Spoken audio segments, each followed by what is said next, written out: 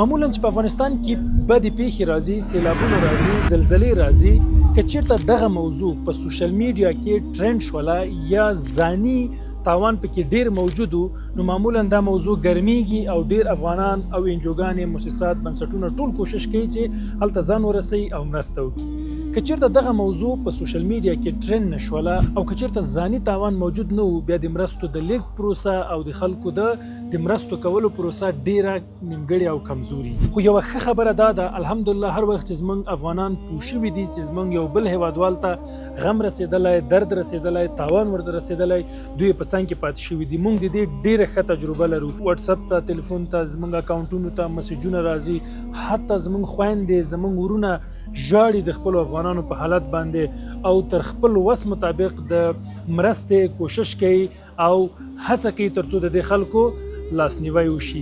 نو تاسو پوهیږئ چې افغانستان کې وروستیو ورښتونو له امله په ګڼ شمېر ولایتونو کې سیلابونه راغلي، په بغلان کې راغلي دي، لوګر کې راغلي دي، نورستان کې راغلي دي، جنوبي ولایتونو کې راغلي دي.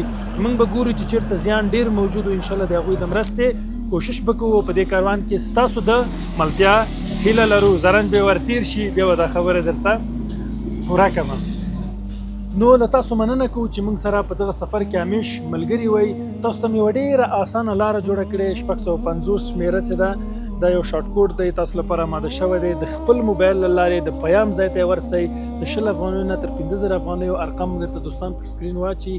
هر رقم چې ستاسو وسو هغه ولیکئ او 650 ته ولیږئ. په ډېره اساني به ستاسو مرسته د افغان بي سیم، روشن او MTN سیم کارټونو څخه ترسره شي. د ترڅنګ زنګ هم ورته وهلی شئ. که به هر دوستان یې هغوی د هیلپرز کلب لینک دی، همداسې زموږ بانکي اکاونټونه دي په ډسکرپشن کې تاسو ته ښکاري، د هغې لارې نه مرسته کوی شئ.